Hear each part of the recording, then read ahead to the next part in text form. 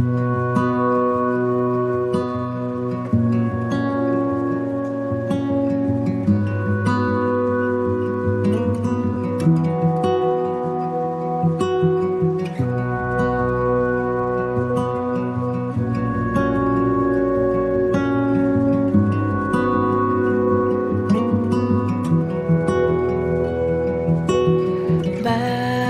kau setia, takkan meninggalkan, dan ku... Shalom dan selamat Hari Bapa kepada semua Bapak-Bapak sekalian. Pada hari ini adalah merupakan sambutan Hari Bapa di seluruh dunia. Memang bertepatanlah hari ini dikhususkan untuk menyambut Hari Bapa sebagai menghargai akan jasa dan pengorbanan bapak-bapak di dalam mengetuai keluarga masing-masing. Bapak-bapak yang dihormati sekalian, ingin saya memetik daripada firman Tuhan yang menerangkan akan tanggung jawab, akan fungsi seorang bapa. Kita boleh melihat di dalam firman Tuhan, yaitu di Efesus 5 ayat 22 hingga 25. Firman Tuhan itu berkata, "Hai istri, tunduklah kepada suamimu seperti kepada Tuhan. Karena suami adalah kepala kepada istri, sama seperti Kristus adalah kepala jemaat. Dialah yang menyelamatkan tubuh. Karena itu, sebagaimana jemaat tunduk kepada Kristus, demikian juga istri kepada suami dalam segala sesuatu. Hai suami, kasihilah istrimu sebagaimana Kristus telah mengasihi jemaat dan telah menyerahkan dirinya kepadanya." Daripada petikan firman Tuhan ini, kita boleh mengambil beberapa kesimpulan, yaitu akan tanggung jawab seorang bapa. Yang pertama, bapa menjadi ketua sebuah keluarga. Yang kedua, bapa menjaga keselamatan seluruh keluarganya. Dan yang keempat, bapa mengasihi segenap anggota keluarganya. Dan yang keempat, menyediakan keperluan makanan kepada keluarganya. Dan tanggung jawab bapa yang paling besar adalah memimpin sebuah keluarga itu untuk menyembah Tuhan.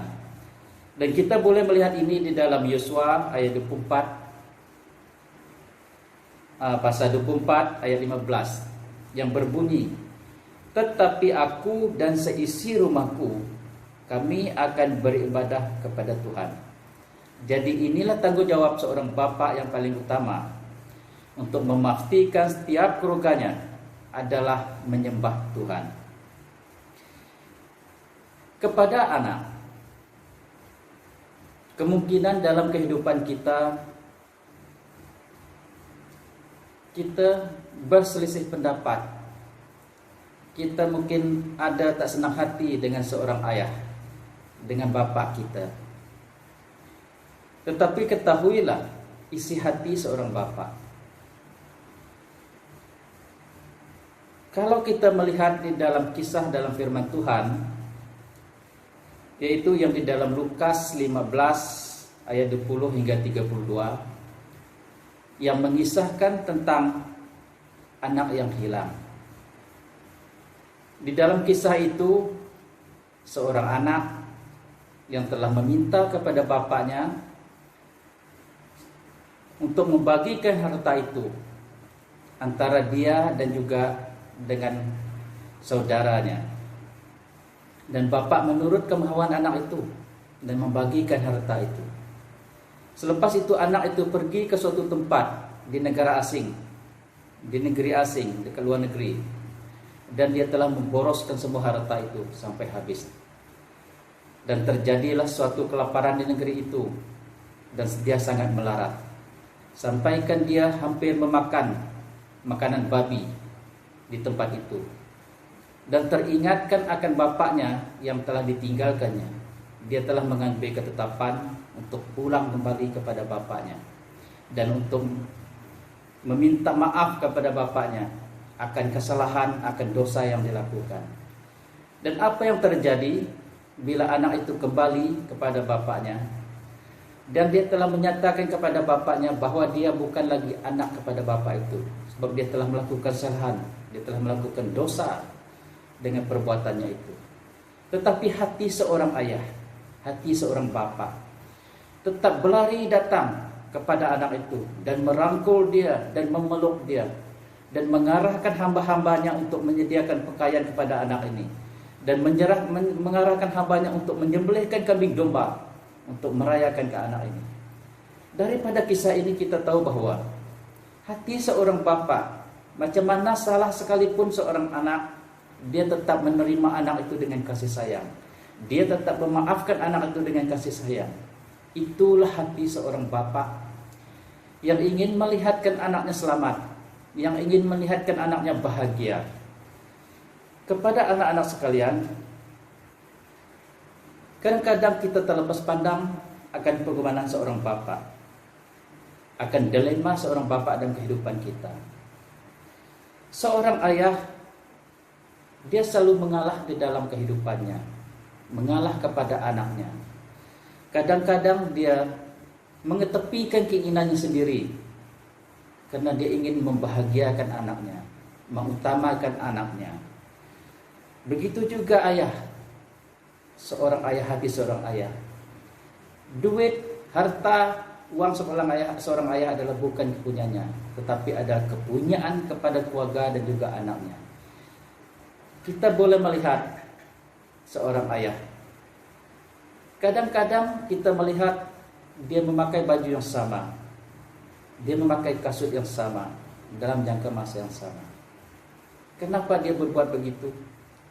Karena semua hartanya, uangnya adalah dia utamakan untuk anaknya, untuk membelanjakan persekolahan anaknya, untuk memberikan pakaian kepada anaknya, untuk memberikan makanan kepada anaknya.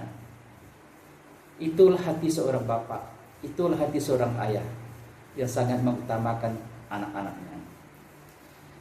Kalau kita melihat, mungkin kita melihat seorang ayah, kita tidak dapat melihat kehidupan sebenarnya di tabir kehidupan seorang bapak. Mereka sangat berahsia dalam kehidupan mereka. Kadang-kadang di tempat kerja mereka dimarahi. Mereka sangat putus asa. Mereka sangat bergumul dalam kehidupan mereka. Tetapi mereka tetap tabah juga untuk meneruskan kerjaya mereka. Mereka tetap tabah juga menerima cobaan itu dalam kehidupan mereka, sebab mereka mengutamakan kebajikan keluarganya, sebab mereka mengutamakan kehidupan anak-anak mereka. Jadi kepada seorang anak, seorang bapak, dia tidak mengharapkan akan balasan, tetapi seorang bapak mengharapkan sebuah keluarga yang bahagia. Dia mengharapkan keluarganya memiliki tempat tinggal yang selamat. Dia mengharapkan anak-anaknya adalah anak yang mendengar akan nasihatnya, mendengarkan didikannya. Itu adalah harapan seorang bapak. Dan dia mengharapkan seorang anaknya adalah anak yang berjaya di dalam persekolahan, di dalam kerjaya mereka. Dan yang paling penting, harapan seorang bapak adalah semoga anak-anaknya akan membesar menjadi anak yang mengutamakan Tuhan dalam kehidupan mereka, mengutamakan kekudusan mereka dalam kehidupan mereka. Itu adalah harapan seorang bapa. Kepada anak-anak, dengarlah nasihat seorang bapa, sebab hati bapa adalah hati yang luhur, hati yang jujur, untuk melihatkan anak-anaknya adalah anak yang berguna dan anak yang berjaya dalam kehidupan mereka. Jemaat yang saya hormati sekalian, sebenarnya dengan Hari Bapa pada hari ini, saya ingin mengambil kesempatan sekali lagi ingin mengucapkan selamat Hari Bapa kepada semua bapak-bapak di luar sana. Jadilah role model kepada anak-anak kita. Jadilah sebagai pendorong kepada keluarga kita, supaya kita adalah menjadi keluarga Tuhan dan menjaga kehidupan rohani kita di hadapan Tuhan. Jadi sebelum kita masuk dalam kebaktian kita yang seterusnya, jadi mari kita berdoa dan tunduk kepala di hadapan Tuhan untuk meminta campur tangan Tuhan di dalam kebaktian kita pada pagi ini. Mari kita sama berdoa dan saya akan mengaminkan doa kita. Mari kita berdoa. Oh Tuhan Allah Bapa di surga, Allah Bapa yang kami kenal dalam nama Tuhan Yesus Kristus. Tuhan, kami datang di hadapan-Mu pada saat ini Tuhan. Tuhan, kami rindu ya Bapa untuk memuji, menyembah Engkau ya Bapa di surga. Sebab kami tahu bahwa Engkau adalah yang benar, Allah yang hidup, Allah yang berkuasa, Allah pencipta langit, bumi dan segala isinya.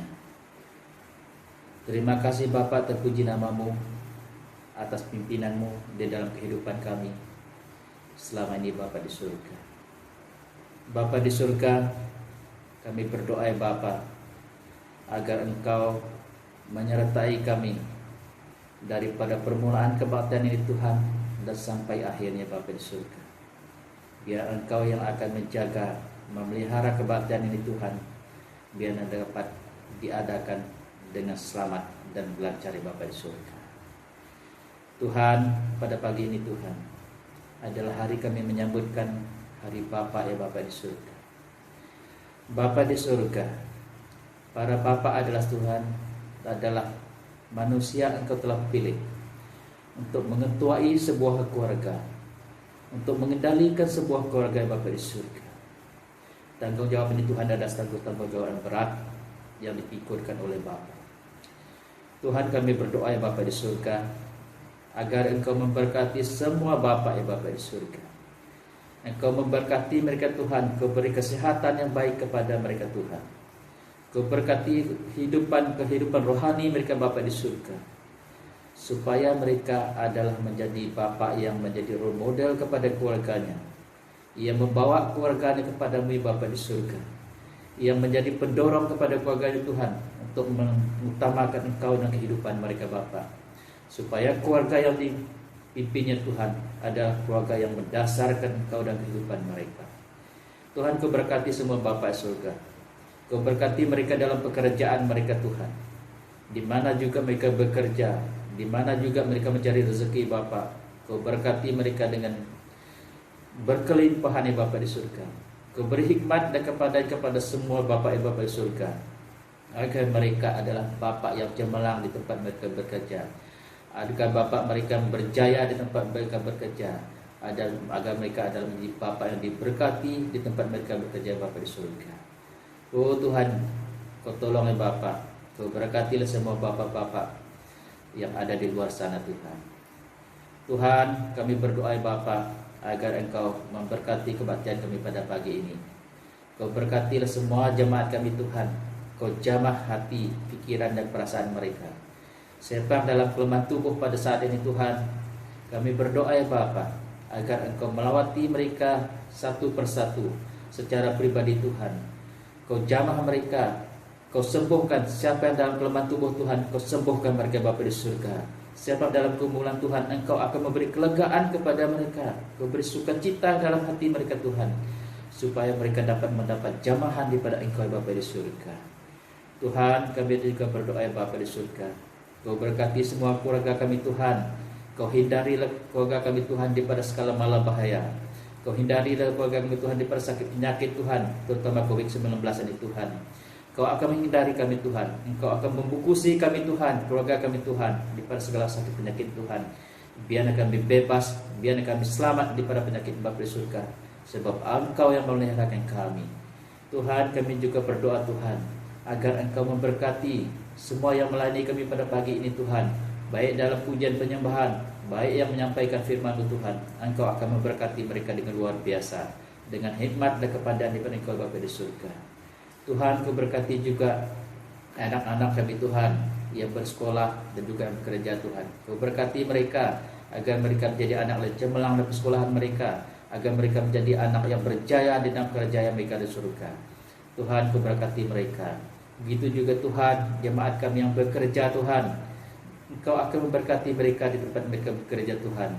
Biar mereka bekerja dengan selamat, biar mereka mempunyai pekerjaan yang tetap untuk mereka mendapatkan rezeki dan kehidupan mereka Bapa di surga. Tuhan, kami juga berdoa kepada pastor kami Tuhan, pastor sidang kami dan keluarganya. Bapa, terima kasih Tuhan karena Engkau telah meletakkan keluarga ini di tengah kami, BM Salum Tuhan. Kau berkati mereka dengan kehidupan mereka Tuhan. Baik dalam pelayanan pastor kami Tuhan, Engkau berkati dia. Engkau akan berbicara melalui dia Tuhan. Biar ramai orang akan mendapat berkat, akan diberkati melalui pelayanan Bapa di surga. Tuhan, Kau bungkusi keluarganya Tuhan. Kau bungkusi pastor kami Tuhan dengan darah anak-Mu Tuhan Yesus Kristus Bapa. Agar mereka sentiasa dalam lindungan-Mu Bapa di surga. Agar mereka sentiasa selamat dalam kehidupan mereka. Kau berkati keperluan mereka Tuhan. Baik dari segi keuangan mereka Tuhan. Baik dari segi keperluan dapur mereka Tuhan. Tuhan, Engkau akan menyediakan. Engkau akan mempercukupkannya untuk mereka Bapa di surga. Supaya mereka sentiasa kecukupan dalam kehidupan mereka. Oh Tuhan, kami juga berdoa untuk anak-anak Tuhan, baik yang bersekolah, baik yang bekerja Tuhan. Kau berkati mereka Tuhan, agar mereka berhasil, agar mereka berjaya di dalam persekolahan dan pekerjaan mereka Bapa di surga. Tuhan, kami juga berdoa untuk jemaat kami BM Salum Tuhan. Tuhan, di mana juga mereka berada pada saat ini, di mana juga mereka berada pada pagi ini Tuhan, Engkau akan melawati mereka. Engkau akan memelihara mereka. Engkau akan memberkati mereka di kehidupan mereka Tuhan. Biarnya mereka dalam lindungan-Mu Bapa di surga. Biarnya berkat-berkat-Mu Tuhan akan tercurah ke dalam kehidupan mereka Tuhan. Supaya mereka menjadi keluarga-keluarga Tuhan yang bahagia dalam kehidupan mereka. Tuhan, terima kasih Bapa atas kebaikan-Mu, atas berkat-Mu dalam kehidupan kami, atas pimpinan-Mu dalam kehidupan kami Bapa di surga. Tuhan, terima kasih Bapa, terpuji nama-Mu. Dalam nama Tuhan Yesus Kristus kami berdoa dan mengucap syukur. Amin.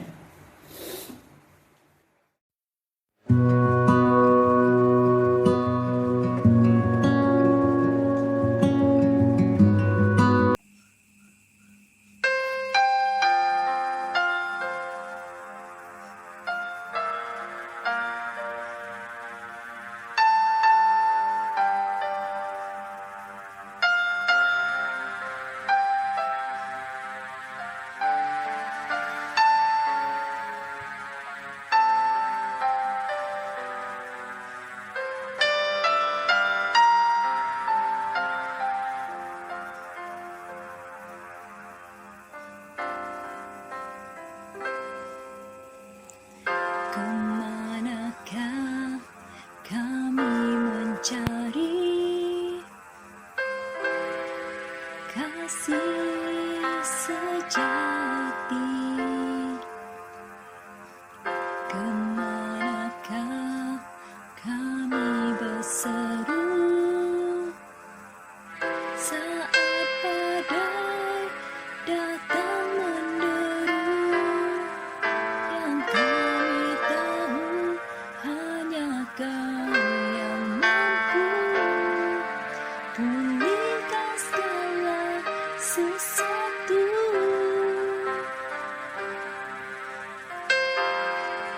Maka kami mencari kasih sejati. Kemanakah kami berseru saat badai datang menderu? Yang kami tahu hanya Kau yang mampu pulihkan segala sesuatu. Kami perlukan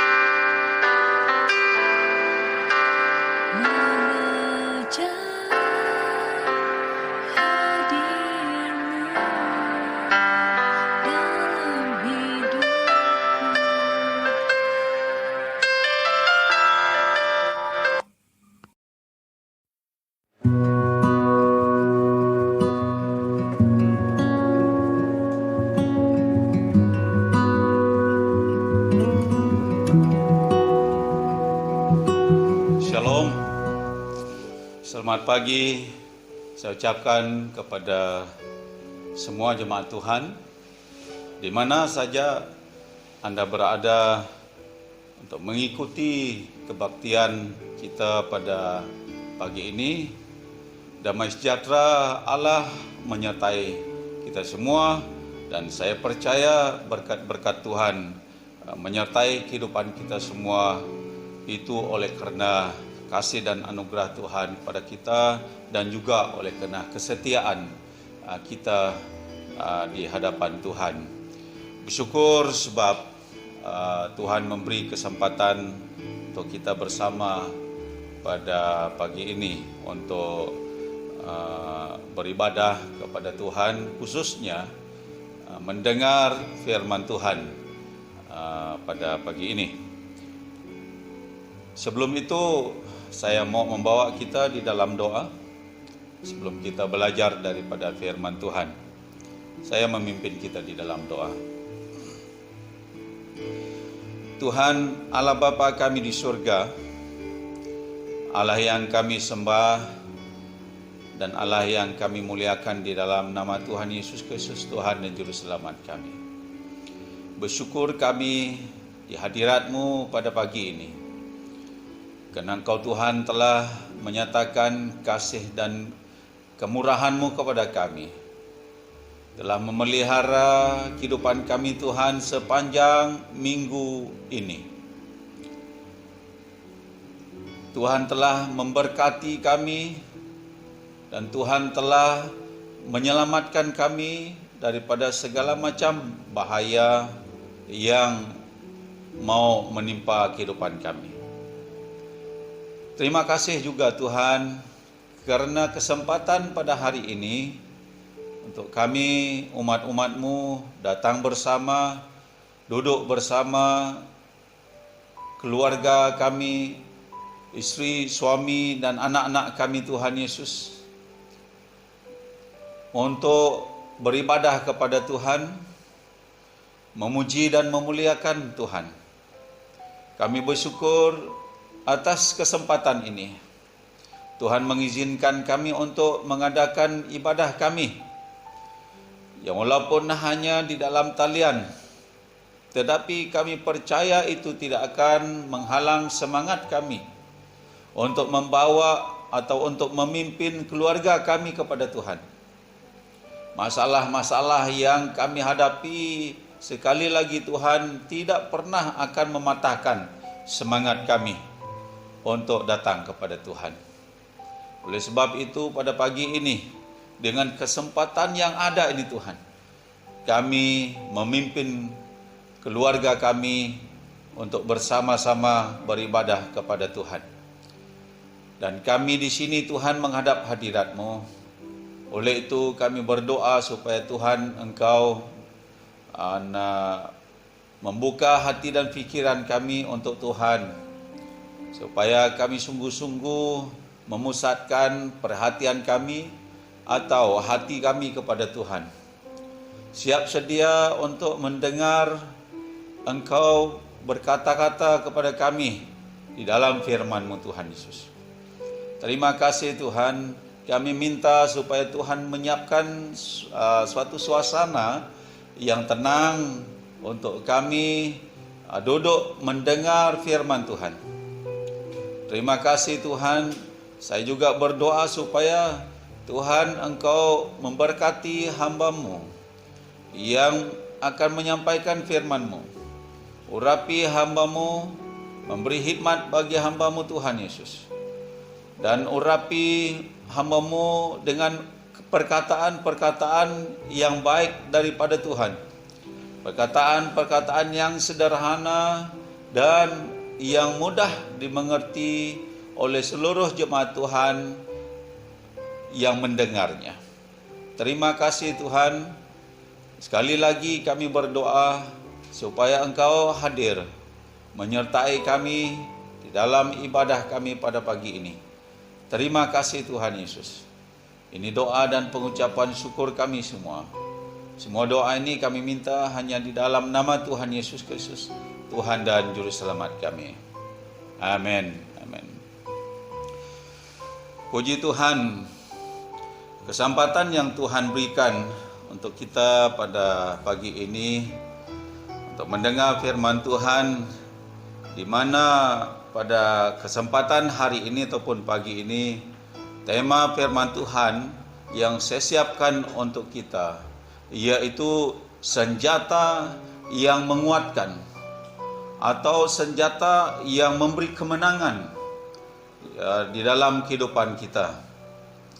Minggu lepas Pastor Andy Wan telah menyampaikan firman Tuhan untuk kita berkaitan dengan persiapan diri kita untuk menghadapi masalah dan pencobaan kehidupan ini. Jadi pada hari ini firman Tuhan yang saya sampaikan ada kesinambungannya. Jadi untuk melengkapkan lagi kehidupan kita untuk menghadapi keadaan hari-hari yang ada sekarang ini. Puji Tuhan, sekali lagi senjata yang menguatkan ataupun senjata yang pasti memberi kemenangan kepada kita. Ini ada di dalam firman Tuhan yang saya ambil di dalam Efesus pasal 6 ayat 10 sehingga ayat yang ke-17. Yaitu perlengkapan senjata Allah. Akhirnya, hendaklah kamu kuat di dalam Tuhan, di dalam kekuatan kuasa-Nya. Kenakanlah seluruh perlengkapan senjata Allah, supaya kamu dapat bertahan melawan tipu muslihat iblis. Kerana perjuangan kita bukanlah melawan darah dan daging, tetapi melawan pemerintah-pemerintah, melawan penguasa-penguasa, melawan penghulu-penghulu dunia yang gelap ini, melawan roh-roh jahat di udara. Sebab itu, ambillah seluruh perlengkapan senjata Allah, supaya kamu dapat mengadakan perlawanan pada hari yang jahat itu, dan tetap berdiri sesudah kamu menyelesaikan segala sesuatu. Jadi, berdirilah tegap, berikat pinggangkan kebenaran, dan berbaju jirahkan keadilan. Kakimu berkasutkan kerelaan untuk memberitakan Injil, damai sejahtera. Dalam segala keadaan, pergunakanlah perisai iman, sebab dengan perisai itu kamu akan dapat memadamkan semua panah api dari si jahat. Dan terimalah ketopong keselamatan dan pedang roh, yaitu firman Allah. Dalam segala doa dan permohonan, berdoalah setiap waktu di dalam roh, dan berjaga-jagalah di dalam doamu itu dengan permohonan yang tak putus-putusnya untuk segala orang kudus. Demikian pembacaan kita pada pagi ini, saudara jemaat Tuhan yang saya kasihi. Senjata yang menguatkan ataupun memberi kemenangan bagi kehidupan kita yang kita tempuhi pada hari-hari ini, sebab hari-hari ini adalah jahat. Saudara jemaat Tuhan yang saya kasihi, dalam ayat 10 sangat jelas Paulus menulis suatu perkataan, yaitu salah satu perkataan yang mengakhiri tulisannya kepada jemaat di Efesus, yang mengatakan akhirnya hendaklah kamu kuat di dalam Tuhan. Ini perkataan yang merupakan satu perkataan ataupun nasihat yang dianggap sebagai nasihat terakhir ya bagi umat Tuhan atau di Efesus ketika itu. Jadi kuat di dalam Tuhan. Karena Tuhan itu kuat, maka dengan itu setiap orang yang percaya kepada Tuhan harus kuat. Apatah lagi untuk menghadapi kehidupan di saat seperti ini yang sangat-sangat tidak mengizinkan, yang sangat-sangat tidak menyenangkan. Disinilah kita memerlukan kekuatan di dalam iman kepercayaan kita untuk menghadapi kehidupan ini.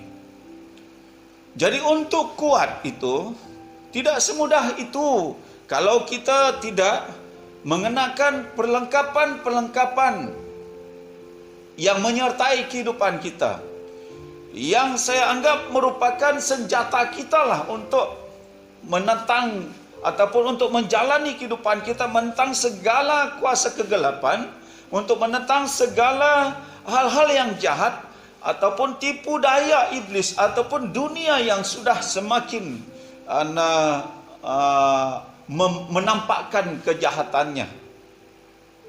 Jadi kita kenakan perlengkapan senjata, itu satu cara ataupun itulah yang perlu kita lakukan. Kalau kita nak menang, kita buat persiapan. Ini rahasianya. Jadi kita tidak akan mengalami kemenangan kalau tidak ada persiapan. Jadi inilah persiapan kita lengkapkan diri kita, saudara.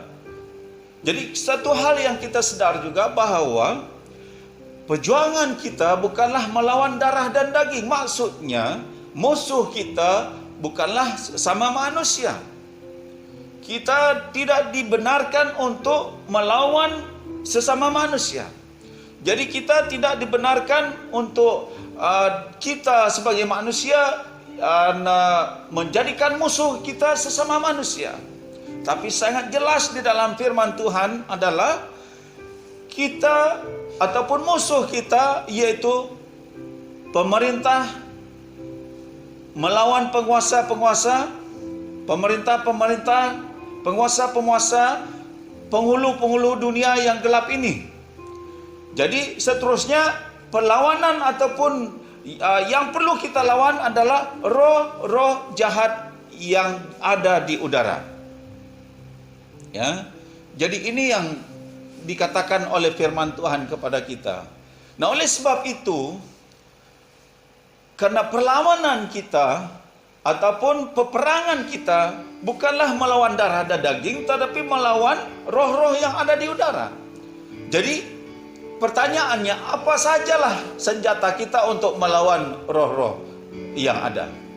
Ya, sebut saja perkataan roh. Jadi kita sememangnya tidak nampak. Ya.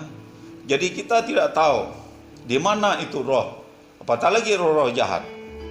Ya. Jadi itu sebabnya kita tidak perlu mempersiapkan kita dengan senjata parang, dengan senjata senapang, ataupun senjata tombak, ataupun senjata bom dan sebagainya. Karena itu adalah senjata yang berkaitan dengan perlawanan melawan darah dan daging. Tetapi senjata yang merupakan melawan roh-roh itu, jadi kebanyakannya jadi perbuatan-perbuatan yang berkaitan dengan firman Tuhan, yang saya akan jelaskan pada pagi ini untuk kita. Jadi saudara, ibu bapa yang saya kasihi, ya, firman Tuhan sangat jelas beritahukan kepada kita perlawanan ataupun peperangan kita sekarang ini adalah melawan roh-roh di udara. Oleh sebab itu, senjata yang Tuhan perkenalkan kepada kita untuk kuat dan untuk menang, ya, pada pagi ini saya siapkan 5 perkara ataupun 5 senjata yang harus kita pakai, yang harus ada pada kita untuk menolong, memudahkan kita untuk kuat di dalam hidup ini dan menang untuk menghadapi pencobaan dan tantangan ataupun permasalahan-permasalahan yang ada yang datang menentang kehidupan kita. Ya, saudara, ibu bapa yang saya kasih, mari kita lihat bersama apa sahaja ya senjata yang boleh menguatkan kita. Ya.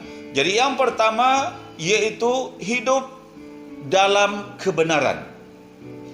Nah, firman Tuhan katakan, jadi berdirilah tegap berikat pinggangkan kebenaran. Ya, hidup dalam kebenaran, ataupun dengan perkataan yang sangat mudah kita tahu, yaitu hidup benar. Ya, hidup benar di hadapan Tuhan. Hidup artinya hidup yang tidak bercela, yang tidak ada kejahatannya, yang tidak ada tingkah laku yang bertentangan dengan firman Tuhan. Ini hidup benar. Hidup yang bergaul dengan Allah. Selain daripada hidup yang tidak bercela, hidup yang bergaul rapat dengan Allah. Ya, dan juga hidup seharian yang sesuai dengan kebenaran firman Tuhan. Maksudnya kehidupan kita sepanjang hari-hari tertentu, jadi biarlah seluruh apa yang kita lakukan, baik yang kita kerjakan, baik yang kita ucapkan, baik yang kita pikirkan, dan biarlah semuanya bersesuaian dengan firman Tuhan. Nah, ini yang dikatakan hidup dalam kebenaran. Jadi hal itu dianggapkan sebagai ikat pinggang kita. Biarlah itu teguh pada tubuh kita, yaitu hidup benar. Jangan goyah ya di dalam kebenaran itu. Ya, jadi kita harus menjalani hidup kita dengan benar, dan biarlah kebenaran itu kita pegang teguh seperti ikat pinggang. Ini yang dikatakan oleh firman Tuhan. Hidup di dalam kebenaran, saudara jemaat Tuhan yang saya kasihi, itu bermula dengan daripada suatu pertobatan. Ya, karena di dalam Markus pasal 1 ayat 4 berkata, bertobatlah dan berilah dirimu dibaptis, dan Allah akan mengampuni dosamu. Nah, ini permulaan suatu kehidupan yang benar di hadapan Tuhan bermula daripada pertobatan seseorang. Nah, setiap orang yang bertobat pasti ada perubahan, itu kenyataannya. Ya, sekali lagi saya katakan, setiap orang yang bertobat pasti ada perubahan. Perubahannya adalah daripada kehidupan yang tidak benar menjadi kehidupan yang lebih benar, daripada kehidupan yang gelap kepada kehidupan yang terang. Itu perubahannya. Nah, ini bermula dari situlah hidup benar ini. Oleh sebab itu, nikmatilah hidup dalam kebenaran ini pada hari ini, saudara jemaat Tuhan yang saya kasih. Setiap umat Tuhan yang bertobat, maka kitalah orang yang mengalami hidup benar. Jadi saudara, ibu bapak yang saya kasihi, bertobatlah dan berilah dirimu dibaptis, maka Allah akan mengampuni dosamu. Ini yang dikatakan oleh firman Tuhan. Nah, saudara ibu bapak yang saya kasihi, dalam Amsal pasal 11 ayat 9 mengatakan, siapa yang berpegang kepada kebenaran yang sejati menuju hidup, tetapi siapa mengejar kejahatan menuju kematian. Nah, sangat jelas di dalam firman Tuhan, memegang kebenaran menuju hidup, mengejar kejahatan menuju kematian. Nah, apa yang perlu kita kejarkan di dalam kehidupan kita pada hari ini, saudara, ibu, bapak yang saya kasihi? Nah, suatu perkara yang saya ingin ingatkan kita di dalam kehidupan kita berkaitan dengan hidup benar. Jadi, saudara, biar apa yang kita kerjakan, biar apa yang kita katakan, biar apa yang kita pikirkan, lakukanlah itu dengan benar. Ya, apa yang kita kerjakan. Ya, apa yang kita kerjakan. Contohnya, kalau kita mengerjakan sesuatu, kerjakanlah itu dengan ikhlas. Kerjakanlah pekerjaan itu dengan sungguh-sungguh. Jadi ada orang menipu di dalam pekerjaan. Ada manusia yang suka menipu dalam pekerjaan. Ya, kadang-kadang dengan mata kita sendiri melihat perkara yang sedemikian, dan juga telinga kita mendengar kesaksian-kesaksian yang seperti itu. Sebenarnya ya, perkara itu sememangnya tidak baik, apatah lagi kepada orang-orang yang sudah bertobat menurut apa yang dikatakan oleh firman Tuhan. Jadi maksud saya, kadang-kadang ada orang yang bekerja, dia hantar nama, cek nama, lepas itu keluar. Ya, tidak lagi turun ke pejabat dan kemana-mana pun. Jadi ini bukankah ini satu penipuan? Ataupun pergi saja ke pejabat ke, ataupun pergi ke mana-mana ke, hantar nama, lepas itu di lain tempat pula kita pergi. Nah ini, jadi pekerjaan apapun yang kita lakukan dan juga bisnis kita. Jadi biarlah bisnis itu kita kerjakan dengan jujur, dengan ikhlas. Kadang-kadang orang mengatakan kalau tidak menipu dalam bisnis tidak untung. Ya kalau kita menipu ada untung. Kalau jujur sangat dalam bisnis ya tiada untung. Ini kadang-kadang orang berkata demikian. Tapi saya katakan melalui firman Tuhan pada hari ini, bertobat. Nah, berasal daripada bertobat itu berubah. Ya, apabila kita berubah, jadi sesuatu yang sebenarnya yang kita kerjakan yang tidak baik itu jangan lakukan. Jadi walaupun di dalam bisnis apapun, jadi walaupun sedikit untungnya, jadi lakukan itu dengan benar. Jadi apa guna kita menipu? Kalau untung itu kita dapat oleh karena menipu, itu tidak baik. Jadi apa yang kita kerjakan, kerjakan dengan benar. Apa yang kita ucapkan, ucapkan dengan benar. Jangan menipu, jangan mengucapkan hal-hal yang tidak baik, jangan mengeluarkan ucapan yang mengutuk dan sebagainya, menyakitkan dan sebagainya. Yang kita katakan biarlah itu yang benar. Katakan dengan benar. Dan apa yang kita pikirkan, pikirkan dengan benar. Jangan pikirkan sesuatu yang tidak baik di hadapan Tuhan. Nah, saudara, ibu, bapak yang saya kasihi, apapun yang terjadi di dalam hidup ini, maksud saya kesempitan, kesusahan, pencobaan, tantangan, rintangan yang sedang menghimpit kehidupan kita sekarang ini. Jadi janganlah ada sesuatu hal ya yang boleh mengubah kebenaran yang kita miliki di dalam Tuhan itu. Maksud saya dalam kesulitan kehidupan kita pada waktu ini, mungkin kesulitan dalam perkara ekonomi, mungkin suatu kesulitan di dalam hal keluarga, mungkin dalam suatu kesulitan dalam hal pekerjaan kita, rakan-rakan kita, persekolahan kita dan sebagainya. Jadi jangan membiarkan hal kesulitan itu mengubah kebenaran yang ada di dalam kehidupan kita. Jangan pernah berubah, tapi biarlah hidup kita sentiasa ya benar ya di hadapan Tuhan. Nah, ini senjata yang pertama yang menguatkan, yang memberi kemenangan kepada kita, yaitu hidup dalam kebenaran. Yang kedua, menurut firman Tuhan, sesudah hidup yang benar dan hidup dalam keadilan, ataupun dengan perkataan yang paling pendek yaitu hidup adil. Ya, jadi masih di dalam ayat yang ke-14. Jadi kata firman Tuhan, berikat pinggangkan kebenaran dan berbaju jirahkan keadilan. Ya, yang saya mau sampaikan di sini adalah keadilan ataupun adil. Jadi bermula dari firman Tuhan yang berkata, kasihilah sesamamu manusia seperti dirimu sendiri. Itu yang terdapat dalam Imamat pasal 19 ayat 18, yaitu janganlah engkau menuntut balas dan janganlah menaruh dendam terhadap orang-orang sebangsamu, melainkan kasihilah sesamamu manusia seperti dirimu sendiri. Akulah Tuhan. Nah, bukankah ini yang dikatakan keadilan ataupun adil, yaitu mengasihi sesamamu manusia? Ya, engkau manusia, aku pun manusia. Sama-sama diciptakan oleh Tuhan, sama-sama dianugerahi oleh Tuhan dengan kehidupan, dengan berkat-berkat, dengan hikmat, dengan apa sahaja. Tuhan adil dengan umat-umatnya. Mana mungkin sesama umat, sesama manusia tidak adil. Ya, jadi ini yang dikatakan keadilan. Hidup dalam keadilan, yaitu mengasihi sesama manusia.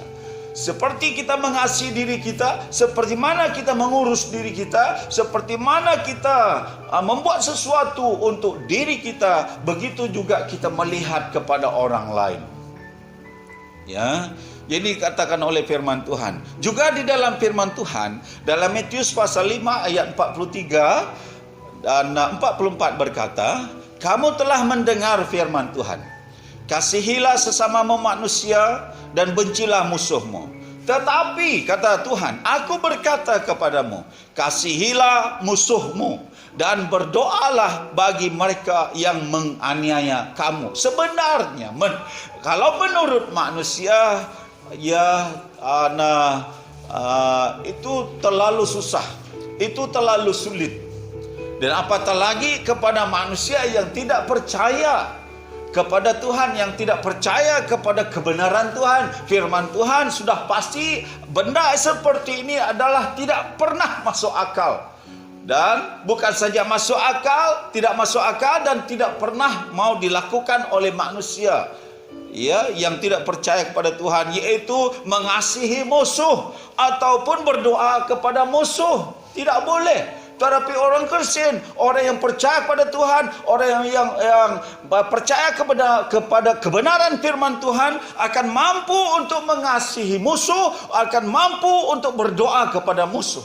Nah, ini keadilan yang dikatakan oleh firman Tuhan. Saudara, ibu bapak yang saya kasih, ya walaupun sulit, tapi itulah firman Tuhan. Ia mengasihi musuh, berdoa bagi mereka. Ya, sebab dari awal tadi, yaitu musuh kita bukan darah dan daging, maksudnya bukan manusia, tapi musuh kita adalah roh-roh di udara, roh-roh jahat di udara. Mana mungkin kita boleh memusuhi sesama sendiri. Nah, yang menyebabkan terjadi peperangan, saudara jemaat Tuhan yang saya kasihi. Nah, inilah keadaannya. Inilah penyebabnya terjadi pergaduhan, lebih besar lagi yaitu terjadinya peperangan.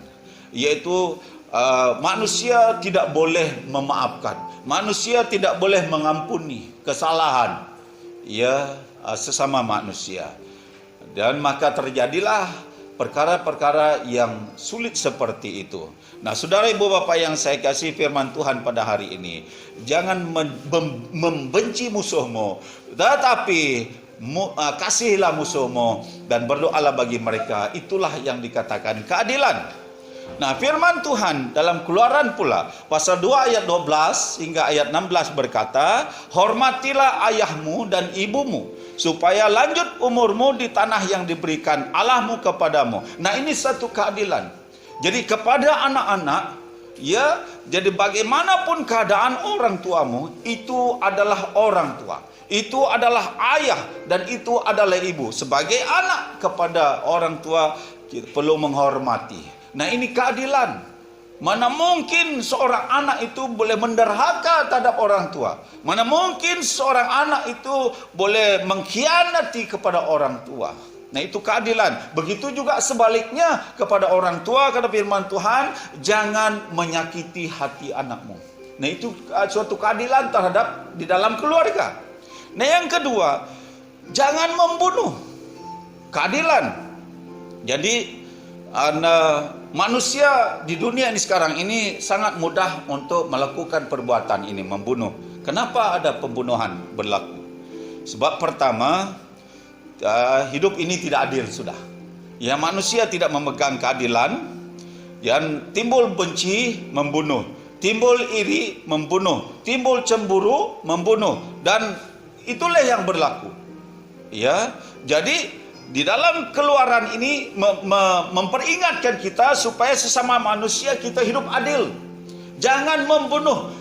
Walaupun kita mungkin rasa sakit hati, ya, orang menyakitkan hati kita, orang bersalah kepada kita, kata firman Tuhan, jangan menyimpan dendam, jangan menyimpan sakit hati, tapi kasihilah. Ini yang dikatakan firman Tuhan, kasihilah musuhmu dan berdoalah kepadanya.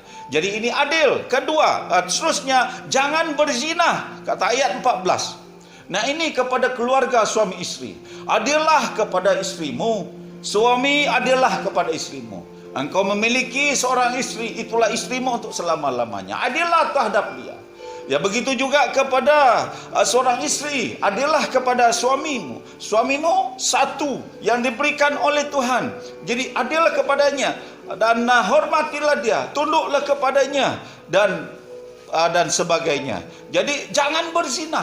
Kalau kita sudah memiliki, ya, sudah dijodohi oleh Tuhan, jadi itulah pasangan kita. Jadi jangan kita sampai mencari orang lain, melihat orang lain lagi, dan akhir terjadi suatu perzinahan. Jadi bukankah ini suatu perkara yang tidak adil? Jadi adillah terhadap pasangan kita, ya, supaya kita sentiasa mengalami hidup bahagia dalam hidup ini sampai akhirnya. Jadi seterusnya ayat 15, jangan mencuri. Jadi firman Tuhan juga memperingat kita tentang hidup adil, ya. Jadi mencuri ini yaitu kita sudah merugikan orang lain, ya.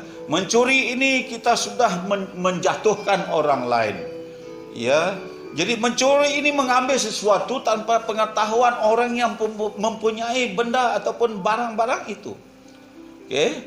Jadi orang-orang yang kebanyakan orang yang mencuri adalah mungkin orang yang tidak mempunyai apa-apa. Tapi saya katakan pada hari ini, bagi orang yang tidak mempunyai makanan, bekerja. Bagi orang yang tidak mempunyai uang, ayo bekerja. Bukan jalan mencuri. Kalau kamu menyelesaikan kemiskinan engkau dengan mencuri, hidupmu tidak adil. Sebab engkau sudah merugikan orang lain. Engkau sudah menghancurkan kehidupan orang lain. Itu tidak adil.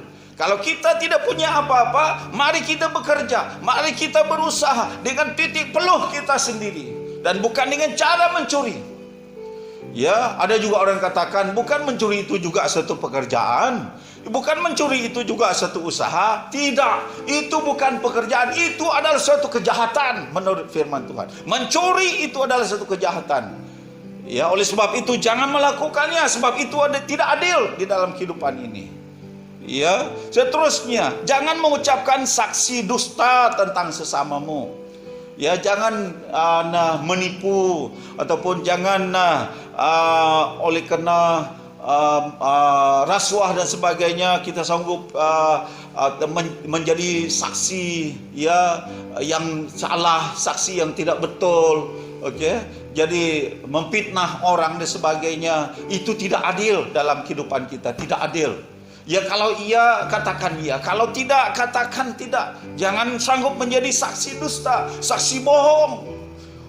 Kita terima rasuah, kita sanggup menjadi saksi. Oh begini, betul ini, betul dia bunuh ini, betul dia buat mencuri ini. Ini sudah satu kesalahan besar. Hidup adil. Berlakulah adil kepada setiap orang seperti Tuhan kepada umat-umatnya. Ini kata firman Tuhan. Jadi dalam Amsal pasal 21 ayat 3, melakukan kebenaran dan keadilan lebih dikenan Tuhan daripada korban ataupun daripada ibadah, daripada apa-apa saja kita lakukan. Ya, keadilan itu sangat penting. Nah, yang ketiga saudara, yang akan merupakan senjata yang menguatkan kita dan memberi kemenangan kepada kita, itu hidup untuk memberitakan Injil ataupun kabar baik. Beritakan Injil dan pun beritakan kabar baik.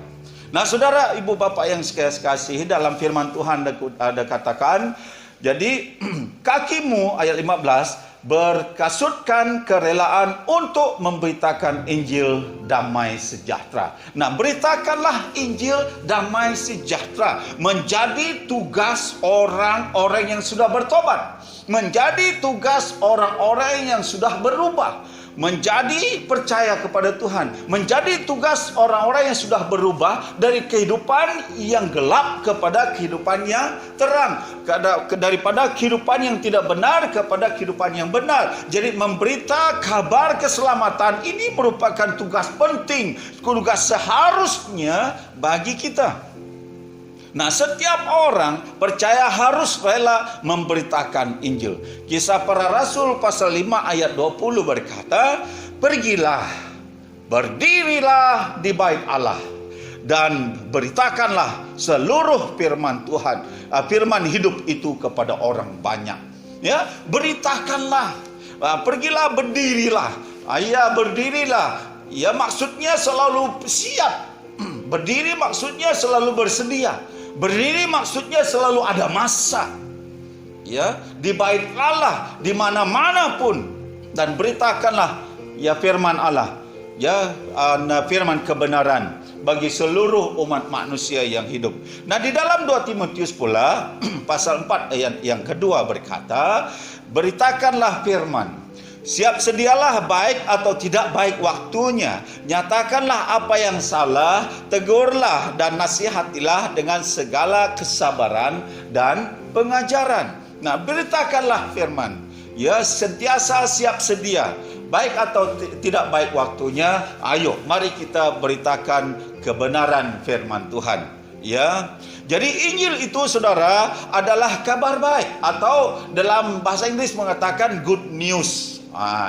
Ini saya rasa pertama kali saya gunakan bahasa Inggris di dalam saya menyampaikan firman Tuhan. Oke, tidak apa. Oke, kabar baik ataupun good news. Ya, apa saja yang kita mau pakai. Kalau kita senang dengan good news, good news. Kalau kita senang dengan kabar baik, itu kabar baik. Nah, itu Injil. Itu Injil, kabar baik. Nah, setiap orang harus bertanggung jawab untuk menyampaikan kabar baik ataupun good news. Ya, saudara, ibu bapak yang saya kasih. Akhir-akhir ini ada banyak ya berita-berita yang tidak baik yang kita dengar. Ya. Jadi ya maksud saya di sini, jadi kalau dulu kalau dulu kita hanya tahu berita ya dalam TV, berita di dalam surat kabar, dan juga berita dalam radio, itu saja yang kita dengar, berita-berita ya, dan semuanya kebanyakannya sahih, kebanyakannya adalah benar. Tapi sekarang ini sudah terjadi perubahan, sudah internet sudah masuk, dan apatah lagi di tangan kita semuanya ada. Nah, yang terjadi sekarang ini saudara, jadi begitu banyak berita yang tidak ada kesahihannya. Begitu banyak berita yang tidak ada kebenarannya. Begitu banyak berita yang tidak betul, dan akhirnya menakut-nakutkan sesama manusia, membuat manusia merasa ragu-ragu dan sebagainya. Nah, ini yang terjadi sekarang ini. Manusia tidak memberitakan lagi hal-hal yang ada kesahihannya, yang ada kebenarannya, tapi kebanyakan sekarang ini banyak berita-berita yang tidak baik dipaparkan ataupun disampaikan, ya, diupload di mana-mana saja di dalam dalam talian. Ini yang terjadi sekarang ini saudara. Apatah lagi sekarang ini yang terlalu hangat ya saudara ibu bapak, berkaitan dengan vaksin. Ya, vaksin untuk COVID-19 ini. Jadi ketika tiba saja berita vaksin ini, ada berita banyak yang datang. Katakan vaksin ini ada chip 66 disitulah. Vaksin itu daripada antikristus. Ya, vaksin itu kalau kita ambil kita akan menjadi pengikut antikristus. Ya, pengikut Lucifer, dan kita akan detect ya, kena chip yang ada di sana, orang kontrol kehidupan kita, itu yang dikabarkan. Ya, jadi ini yang datang sekarang ini, begitu bebas orang mengkabarkan berita-berita atau yang tidak baik. Ini dengan kemudahan yang sudah ada sekarang ini. Nah, yang saya heran juga, ada juga di antaranya orang Kristen ataupun hamba-hamba Tuhan, pelayan-pelayan Tuhan yang juga turut untuk mengambil kesempatan, ya, mengabarkan hal-hal ataupun kabar-kabar yang tidak baik. Oh, dia terima di dalam grup WhatsApp kabar seperti ini, jangan ambil vaksin itu, nanti 2 tahun saja mati. Kalau ambil vaksin itu kencing, itu darah Lucifer lah. Nah, kalau kita ambil ini kita akan masuk surga. Dan akhirnya ada jemaat-jemaat Tuhan, ada masyarakat-masyarakat yang takut untuk mengambil vaksin. Jadi karena kita majukan perkara itu, majukan yang tidak benar itu kepada saudara-saudara kita, kepada keluarga kita, bukankah itu kabar yang tidak baik? Jadi jangan turut untuk mengabarkan sesuatu yang tidak baik, yang tidak ada kebenarannya. Ya, tapi firman Tuhan katakan pada hari ini, mari kita mengkabarkan hanya berita baik yang membangun saudara-saudara kita, yang membangun iman, yang memberi semangat, yang menguatkan kita. Itu yang kita kabarkan, yaitu firman Tuhan. Kalau ada sesuatu kabar, contohnya vaksin ini kan, ini adalah suatu kebaikan. Jadi kabarkanlah kepada saudara-saudara kita, kabarkanlah kepada keluarga kita, katakanlah bahwa vaksin itu baik. dan bukan itu daripada Lucifer. Ya, ini yang kita perlu lakukan di dalam kehidupan kita. Orang percaya harus rela memberitakan kabar baik atau memberitakan Injil. Dan orang percaya jangan kabarkan ataupun beritakan hal-hal yang tidak baik, hal-hal yang meruntuhkan, hal-hal yang menjatuhkan ya iman ataupun kehidupan kita sesama manusia. Ya. Jadi saudara, berdirilah dan beritakanlah, kabarkanlah berita baik ataupun good news itu. Okey. Nah, yang keempat saudara, merupakan senjata yang menguatkan dan memberi kemenangan kepada kita, yaitu pergunakan perisai iman, yaitu hidup dalam iman. Okey. Nah, dalam segala keadaan pergunakanlah perisai iman. Sebab perisai iman itu sebab dengan perisai iman, perisai itu kamu akan dapat memadamkan semua panah api dari si jahat. Nah, gunakan perisai iman ataupun kita hidup di dalam iman. Iman, kata firman Tuhan, adalah ya suatu perisai di mana kita boleh dapat memadamkan semua panah api ataupun maksudnya semua serangan-serangan daripada kuasa si jahat. Macam mana pun strategi serangan si jahat itu, kalau iman itu ada pada kita, iman itu teguh pada kita, dan kita boleh memadam semuanya. Maksudnya kita boleh menghalang semuanya, kita boleh mengalahkan semuanya. Ini yang dikatakan oleh firman Tuhan. Iman berarti kita percaya apa yang Allah katakan di dalam firman-Nya yang tertulis. Ini firman yang tulis kitab, ini firman yang tertulis. Jadi mari kita percaya apa yang Allah katakan. Ya. Jadi setiap firman Tuhan yang kita ada pada hari ini semua sudah tertulis di dalam Alkitab. Semuanya firman Tuhan sudah lengkap, sudah dikanunkan dengan begitu lengkap. Ya, ini firman Tuhan. Ya, mari kita mengenakan perisai iman, berarti percaya kepada apa yang Allah katakan dan bukan apa yang iblis ataupun dunia katakan. Ya, percaya apa yang firman Tuhan katakan. Ya, memiliki pengetahuan, ya saudara, ini pengetahuan dibandingkan dengan iman. Memiliki pengetahuan tentang Alkitab itu boleh, tapi belum tentu itu iman. Okay. Seorang mungkin saja mengetahui seluruh isi kitab, namun tidak mempercayainya. Dan ini juga kadang-kadang terjadi kepada manusia. Kadang-kadang ada manusia yang mengetahui tentang seluruh isi Alkitab. Dia rajin membaca Alkitab, dia tahu siluk-biluk Alkitab, perjanjian lama, perjanjian baru. Tapi yang anehnya tidak percaya apa yang dikatakan oleh firman Tuhan. Terutama ya kalau dosa, kalau Tuhan menyentuhkan tentang dosa, kalau Tuhan menyentuh tentang disiplin dan sebagainya, wah, apalagi ia tidak terima sebagainya. Pengetahuan perlu. Sebab kalau kita tidak ada pengetahuan, kita tidak memahami Alkitab. Kita tidak mengetahui Alkitab. Tapi jangan saja setakat pengetahuan, tetapi kita tidak menerima apa yang dikatakan oleh kitab. Oleh sebab itu, jadi iman itu sangat penting. Oke, kita belajar firman Tuhan. Ya, kita harus mengetahui tentang keseluruhan kitab dan timbullah iman daripada semuanya itu. Oke. Jadi pengetahuan itu penting, ya saudara ibu bapak. Ya, sebab pengetahuan itu merupakan prasyarat dari iman. Ya, karena tanpa memiliki pengetahuan akan firman Tuhan, ya apakah yang kita percayai? Ya, itu sangat penting kepada kita. Nah, saudara, akhir-akhir ini sangat penting untuk memiliki iman kepada Yesus Kristus, karena dalam 1 Yohanes pasal 5 ayat 4 mengatakan, sebab semua yang lahir dari Allah mengalahkan dunia. Ya, semua yang lahir dari Allah ia mengalahkan dunia. Dan inilah kemenangan yang mengalahkan dunia itu, kata firman Tuhan, yaitu iman kita. Nah, sebab semua yang lahir dari Allah, yaitu iman, mengalahkan dunia. Ya, iman mengalahkan dunia. Itu yang lahir dari Allah. Iman kepada Allah, lepas itu melahirkan kekuatan dan mengalahkan dunia. Ya, iman saja yang mengalahkan dunia. Iman saja yang mengalahkan serangan iblis. Iman saja yang boleh menghancur semua panah api dari si jahat. Ya, itu iman. Ya, kita lihat saudara betapa hebatnya iman ini. Betapa luar biasanya sebuah iman itu. Oleh sebab itu kita harus memiliki iman kepada Tuhan.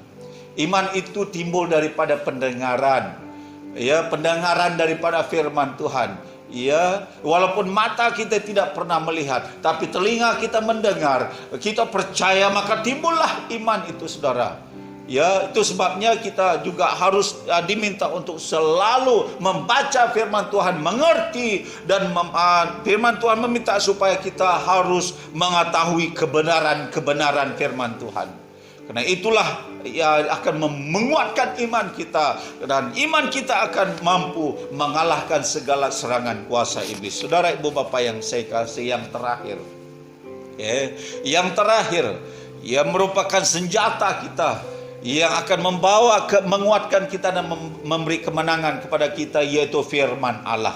Yaitu terdapat dalam ayat 17 berkata, dan terimalah ketopong keselamatan dan pedang roh, yaitu firman Allah. Nah, apa ya yang akan dilakukan firman Allah? Apa fungsi firman Allah kepada orang-orang Kristen ataupun orang-orang percaya yang kita anggap sebagai senjata untuk menang terhadap iblis? Ya, firman itu berasal dari Allah. Itu yang dikatakan dalam Yohanes pasal 1 ayat 1, sebab Allah itu adalah firman. Ya, firman berasal dari Allah karena Allah itu Allah itulah firman itu sendiri. Oke, pada mulanya adalah firman. Firman itu bersama-sama dengan Allah, dan firman itu adalah Allah. Dialah firman itu. Firman itu adalah Allah. Ya, itulah sebabnya kita percaya dan mengambil dan menerima firman itu. Jadi saudara, kenapa firman itu penting bagi kita dan menjadikan sebuah senjata, salah satu senjata yang boleh menguatkan iman kita? Kenapa? Ya, firman Tuhan itu penting. Yang pertama, ya, kita mempercayai firman Allah sama halnya kita percaya kepada Allah atau Yesus mempunyai firman itu. Ya, kita percaya kepada firman Tuhan yang berkuasa itu sama halnya kita percaya dengan kepada Yesus ataupun kepada Allah kita. Ya, di dalam Yesus Kristus yang mempunyai iman itu. Nah, yang kedua, ya, hanya dengan kebenaran firman Tuhan kita boleh melawan tipu iblis. Benar. Ketika Tuhan Yesus dibawa oleh Roh ke padang gurun, ya, berpuasa 40 hari 40 malam, ya saudara, jadi dia lapar, maka iblis datang. Iblis menyerang yang pertama, ya, karena Tuhan Yesus sudah lapar, ya, dikatakan, ya, kalau kau benar-benar anak Allah, jadikanlah batu ini supaya menjadi roti. Apa yang Tuhan Yesus jawab? Firman Tuhan berkata, manusia bukan hidup dari roti saja, tapi hidup daripada semua yang datang daripada Allah. Itu yang dikatakan oleh firman Tuhan. Dan mencobai dia sebanyak 3 kali, itu menurut firman Tuhan. Yang kedua, dia bawa di bumbungan bait Allah. Okey, kalau engkau anak Allah, jatuhkanlah dirimu ke bawah. Dan firman Tuhan katakan, jadi ia akan mengutus malaikatnya untuk menyambut engkau supaya engkau tidak kena kepada batu ataupun tanah. Okey, jangan mencobai Tuhan Allahmu, itu kata firman Tuhan. Ya, jadi yang ketiga dikatakan, kalau seluruh dunia ini aku akan berikan kepadamu asal saja engkau menyembah kepada aku. Itu yang dikatakan iblis. Jadi firman Tuhan, Yesus melawannya dengan firman Tuhan. Nah, kita lihat betapa berkuasanya firman Tuhan itu mampu untuk melawan serangan musuh. Ya, karena di dalam firman Tuhan dalam Ibrani pasal 4 ayat 12 berkata, sebab firman Tuhan itu pertama hidup, kedua kuat, ketiga lebih tajam. Ya, pertama firman Tuhan itu hidup, kedua dia kuat, ya, ketiga dia tajam. Ya, hidup. Karena firman Tuhan itu hidup, dia boleh mengubah hidup kita. Firman Tuhan itu ada kuasa. Yang kedua, karena dia kuat, ya, dia mampu untuk mengalah kuasa kejahatan. Karena dia tajam, dia boleh menusuk hati dan pikiran kita sehingga boleh mengubah kehidupan kita. Ini firman Tuhan. Kuasa di dalam firman Tuhan. Karena kamu telah dilahirkan kembali dari benih yang fana, tetapi bukan dari benih yang fana, tapi dari benih yang tidak fana oleh firman Allah yang hidup dan yang kekal. 1 Petrus pasal 1 ayat 23. Ya, karena kamu telah dilahirkan kembali dari benih yang bukan dari benih yang fana, tapi dari benih yang tidak fana, yaitu firman Tuhan. Nah, orang yang dilahirkan, ya kita dilahirkan baru melalui firman Tuhan.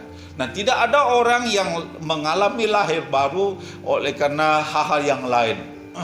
Oke, jadi karena dia sudah kaya maka dilahir baru. Dia berubah, tidak. Tidak pernah. Ya, tidak pernah. Ya, jadi seseorang itu berubah dan lahir baru karena dia sudah bersuami, karena dia sudah ada istri, sudah kawin, oke, dia lahir baru. Tidak. Ya, perkawinan itu tidak mengubah seseorang. Ya, kekayaan itu tidak boleh mengubah seseorang. Ya, tapi yang mengubah seseorang adalah kuasa firman Tuhan. Firman Tuhan itulah yang membuatkan seseorang itu dilahirkan kembali menjadi orang yang taat dan setia, menjadi orang yang kuat, menjadi orang yang menang. Nah, ini firman Tuhan. Okay. Ya, saudara, ibu, bapak yang saya kasihi, dan orang yang menyukai firman Allah akan diberkati. Ya, ini yang dikatakan dalam Mazmur pasal 1 ayat 2 dan yang ketiga. Dan itu sebabnya dalam Mazmur 119 ayat 97 berkata, betapa ku cintai Tauratmu, aku merenungkannya siang dan malam. Nah, oleh sebab itu saudara, mari kita mencintai dan menyukai firman Tuhan. Karena firman Tuhan itulah sumber kekuatan kita. Jangan kita lalai terhadap firman Tuhan. Mari kita menyukai firman Tuhan itu. Dalam Mazmur berkata, dia adalah Taurat Tuhan. Mari kita mencintai Taurat itu dan merenungkan Taurat itu siang dan malam. Oke, menjadikan firman Tuhan itu adalah amalan hidup. Membaca firman Tuhan itu adalah amalan hidup kita. Ya, jadi jangan kita kurang firman Tuhan dalam kehidupan kita. Ya, kita boleh kurang makanan, kita boleh kurang aktiviti, kita boleh kurang apa saja, tapi jangan kekurangan firman Tuhan.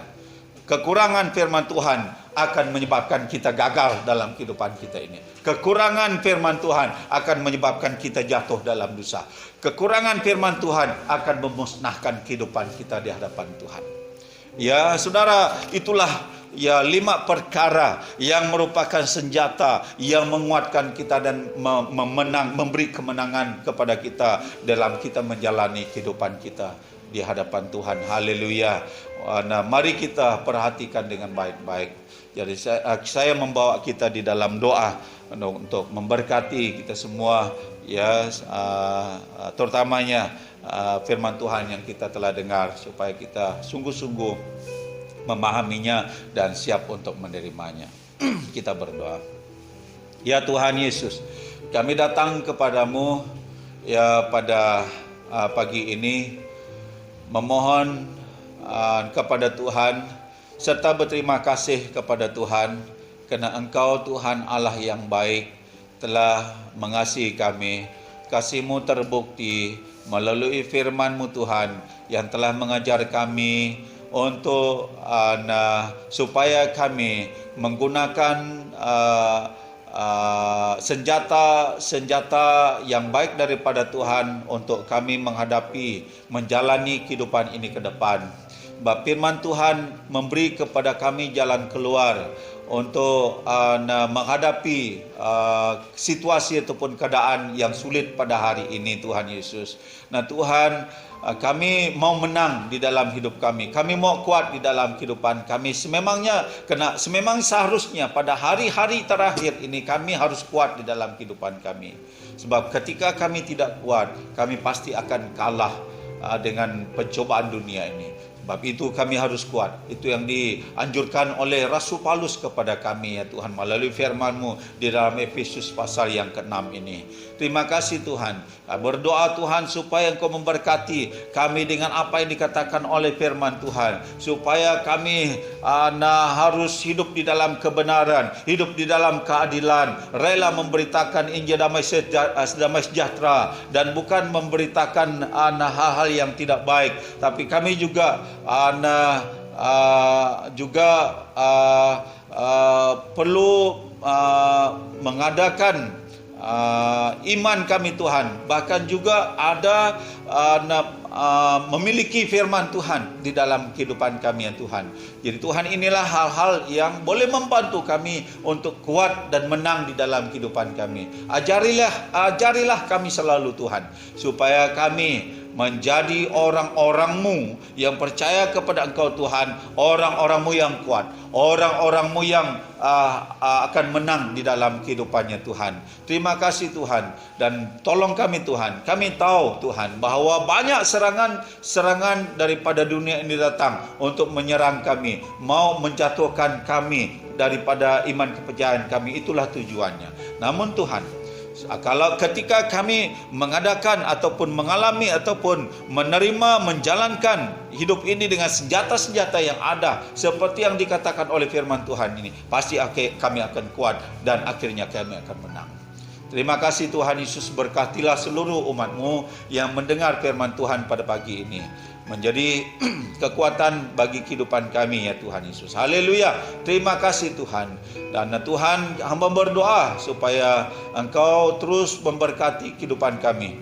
Khususnya Tuhan, umat-umat-Mu BM Salom, dan apa saja pekerjaan mereka, persekolahan mereka Tuhan, dan juga kepada mereka yang kehilangan pekerjaan, sumber pendapatan, dan masalah-masalah sakit penyakit, dan apa saja masalah yang ada, Tuhan, Engkau lawati mereka dan memberkati mereka dalam kehidupan mereka. Terima kasih Tuhan. Terpujilah Engkau Tuhan Yesus Kristus dalam keadaan yang ada pada hari ini Tuhan Yesus. Dan